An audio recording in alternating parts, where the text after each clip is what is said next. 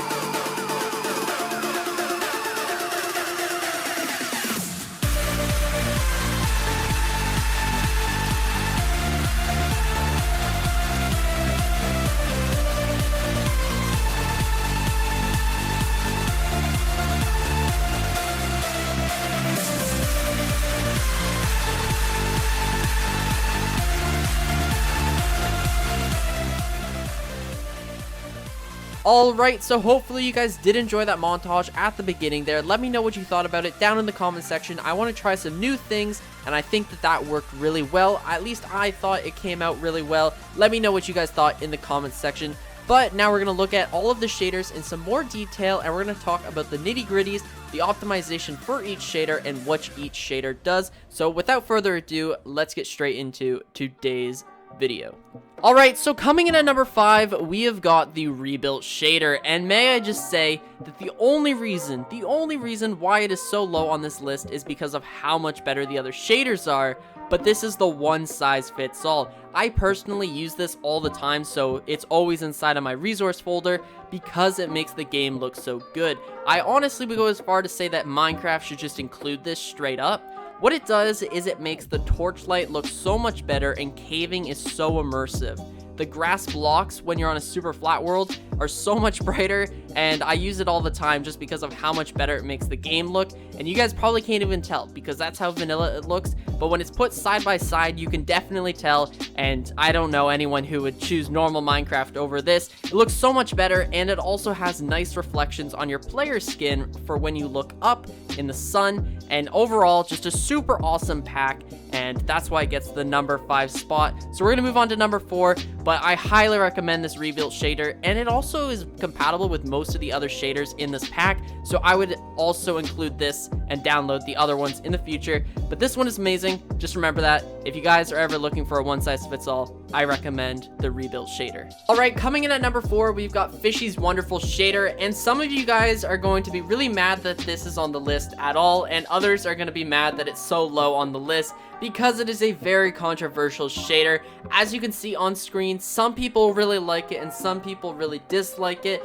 It has a nice cartoony feel. All of the colors are a little bit mismatched, so the dark greens are really dark and the light greens are kind of like yellowy. It's really interesting. I personally am a fan of it. I also think that one of the coolest features is the fog in the distance, because instead of just kind of like plastering it with like a mist, it instead make all of those blocks into like a solid color, and I think that it's really different. It's really interesting, and that's why I put it at number 4, is because it's not afraid to be different, and I do recommend checking this pack out just to see if you do like it. Alright, coming in at number 3, we have got the ESBE 2G shader, and you've probably seen this one around, and that is because it is such a good shader. It is just so fleshed out, and it's practically a Java shader because I don't even know. It's so awesome.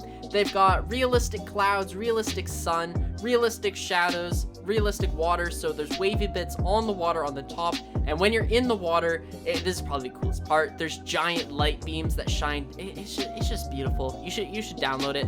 It doesn't even need that powerful of a computer or phone.